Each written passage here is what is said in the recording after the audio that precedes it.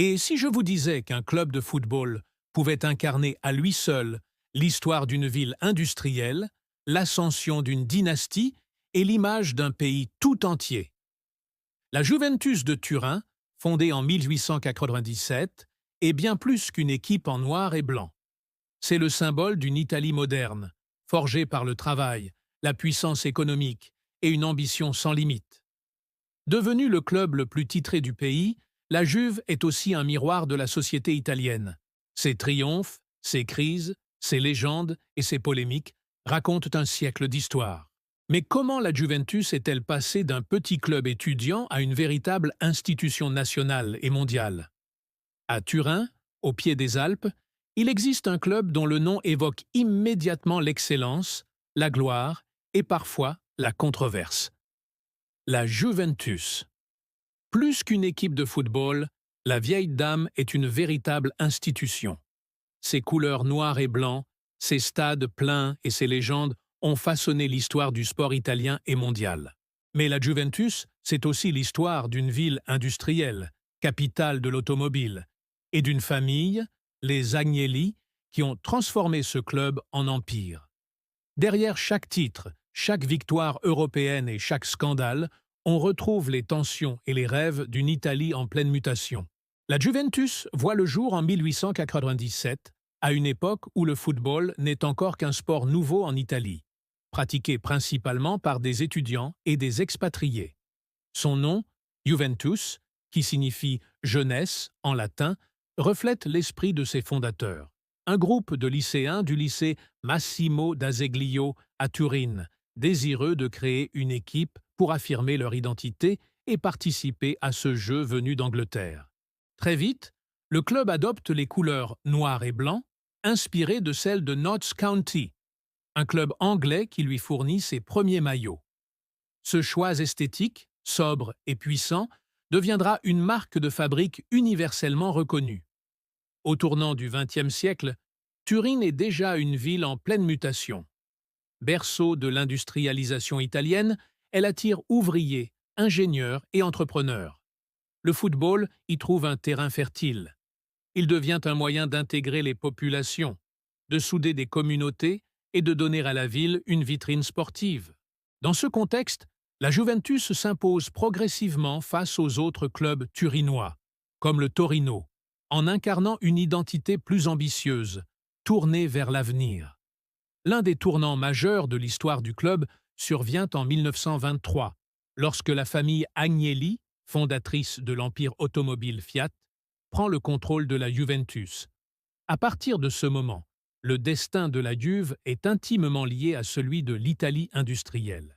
Le club devient non seulement une équipe sportive, mais aussi le symbole d'une puissance économique et sociale. Sous l'égide des Agnelli, la Juventus se professionnalise, attire les meilleurs joueurs et commence à dominer la scène nationale. Dès les années 1930, la Vecchia Signora devient synonyme de succès. Elle remporte 5 championnats consécutifs entre 1931 et 1935, affirmant son statut de grande puissance italienne. Mais plus que les titres, c'est son enracinement dans le tissu urbain et social de Turin qui frappe. La Juventus n'est plus seulement un club de jeunes passionnés, mais une institution portée par une ville, une industrie et une vision. Ainsi, dès ses débuts, la Juve se distingue comme bien plus qu'un club. Elle est le reflet d'une Italie moderne, où football, économie et identité se mêlent déjà dans une histoire appelée à devenir légendaire. Tout au long du XXe siècle, la Juventus s'impose comme une force dominante du football italien. Sa trajectoire sportive se confond avec l'histoire de l'Italie elle-même, marquée par les guerres, la reconstruction et la montée en puissance industrielle. Dans l'entre-deux-guerres, le club devient un symbole d'excellence. Soutenu par la famille Agnelli et bénéficiant de moyens financiers sans équivalent, la Juve attire des talents de premier plan et impose une discipline rigoureuse. Son hégémonie se traduit par une série de titres qui assoient son statut de club phare du pays. Durant l'ère fasciste, le football est utilisé comme vitrine de la puissance nationale et la Juventus, par ses victoires, devient l'un des instruments de cette propagande. Mais au-delà de la politique, le club s'ancre profondément dans la vie sociale italienne. Pour les ouvriers de Fiat, nombreux à soutenir la Juve, elle représente une fierté, une échappatoire aux difficultés quotidiennes et un symbole de réussite collective. À Turin, deux mondes s'affrontent. Celui de la Juventus, associé à la modernité et aux élites industrielles, et celui du Torino, considéré comme le club plus populaire et rival éternel. Après la Seconde Guerre mondiale, la Juve reprend rapidement sa marche en avant. Les années 1950 et 1960 voient émerger des figures mythiques comme Giampiero Boniperti, John Charles ou Omar Sivori. Le club incarne alors l'élégance italienne sur les terrains, mais aussi une ambition de puissance internationale. Dans une Italie en plein boom économique, la Juventus devient un miroir de cette prospérité. Organisation, efficacité et rayonnement. Mais la Juve ne se réduit pas à des victoires sportives. Elle devient aussi un élément culturel. Les journaux, les radios, puis les télévisions diffusent ses exploits, transformant ses joueurs en icônes nationales. Pour des millions d'Italiens, surtout ceux qui avaient quitté le pays pour travailler à l'étranger, suivre la Juventus signifiait garder un lien avec leur patrie. Ainsi, au XXe siècle, la Juventus dépasse largement le cadre du sport. Elle incarne une Italie moderne, industrielle et ambitieuse, tout en restant profondément ancrée dans la vie quotidienne des classes populaires. Plus qu'un club, elle devient un miroir des mutations d'un pays entier. Si la Juventus domine le football italien, son histoire européenne est faite à la fois de gloire et de douleur. Dès les années 1970 et 1980, la vieille dame s'affirme comme une force majeure sur la scène continentale. Sous l'impulsion de joueurs comme Michel Platini, Paolo Rossi ou Gaetano Scirea, le club remporte la Coupe de l'UEFA en 1977, puis atteint son apogée en décrochant la Coupe des clubs champions en 1985 face à Liverpool. Mais cette victoire est ternie par la tragédie du stade du Heysel, où 39 supporters trouvent la mort avant même le coup d'envoi. Ce drame marque profondément la mémoire du club et symbolise la face sombre du football moderne. Malgré cette blessure, la Juve poursuit son ambition européenne. Dans les années 1990, elle vit une nouvelle période dorée avec des joueurs emblématiques comme Alessandro Del Piero, Didier Deschamps ou Zinedine Zidane. En 1996, elle remporte de nouveau la Ligue des Champions, cette fois à Rome contre l'Ajax Amsterdam. Pendant cette décennie, la Juventus devient un habitué des finales européennes, confirmant son statut d'institution au-delà de l'Italie. Pourtant, cette grandeur est aussi marquée par des désillusions. La Juve détient le triste record d'avoir perdu le plus grand nombre de finales de Ligue des Champions. Un paradoxe pour un club d'une telle puissance. Ces défaites récurrentes nourrissent une légende ambivalente. Une équipe capable de dominer son championnat, mais parfois maudite sur la scène européenne. Au-delà des résultats, la Juventus joue un rôle crucial dans l'image internationale de l'Italie. Ses succès, son style de jeu et ses stars ont contribué à diffuser l'idée d'un football italien à la fois rigoureux, élégant et passionné. Pour la diaspora italienne, suivre la Juve signifiait aussi affirmer une identité, se sentir connecté à la patrie par le biais d'un club qui représentait l'excellence nationale. Ainsi, l'histoire européenne de la Juventus n'est pas seulement sportive. Elle est le reflet des ambitions et des contradictions d'une Italie moderne, partagée entre gloire et tragédie, entre grandeur et fragilité.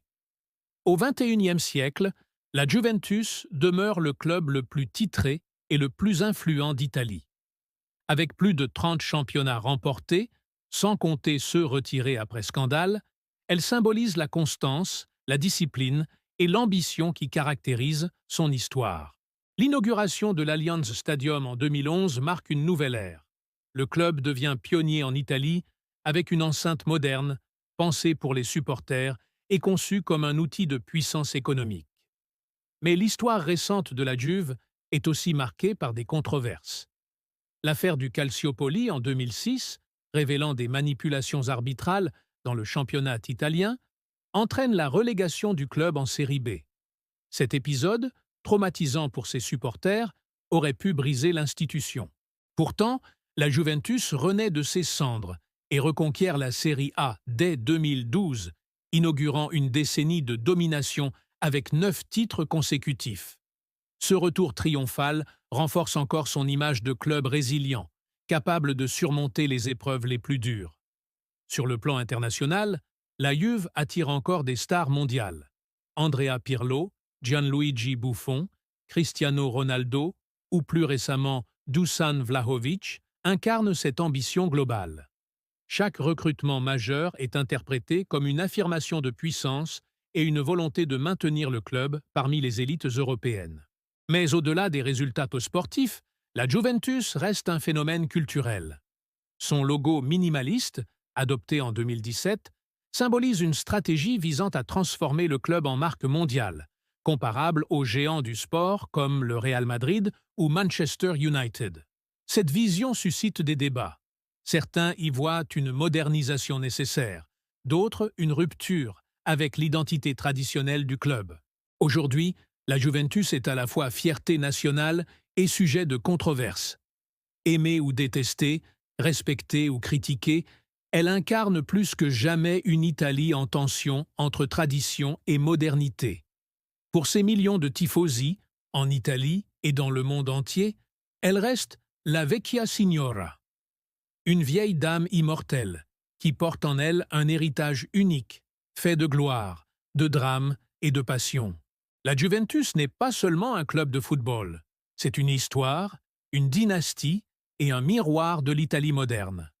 Des terrains modestes de ses débuts aux triomphes européens, des tragédies du Heysel au scandale du Calciopoli, de l'ombre des usines Fiat aux lumières de l'Allianz Stadium, la vieille dame incarne la passion, la discipline et la résilience. Elle est aimée par des millions de tifosi, détestée par ses rivaux, mais jamais ignorée. Car au fond, la Juventus ne se limite pas aux titres ou aux stars. Elle est une identité, une culture et un héritage qui dépasse le sport. Chaque victoire raconte la force d'un peuple. Chaque controverse rappelle la fragilité des institutions. Et chaque saison prouve qu'un club peut devenir une civilisation à lui seul. Et vous, que représente la Juventus pour vous? Une légende du football mondial, un symbole de puissance italienne ou une vieille dame controversée mais immortelle? Dites-le moi en commentaire. Et si cette plongée dans l'histoire vous a plu, n'oubliez pas de liker la vidéo, de vous abonner et d'activer la cloche pour ne rien manquer des prochains épisodes de Foot and Civilization. Car derrière chaque club, il y a toujours une civilisation à découvrir.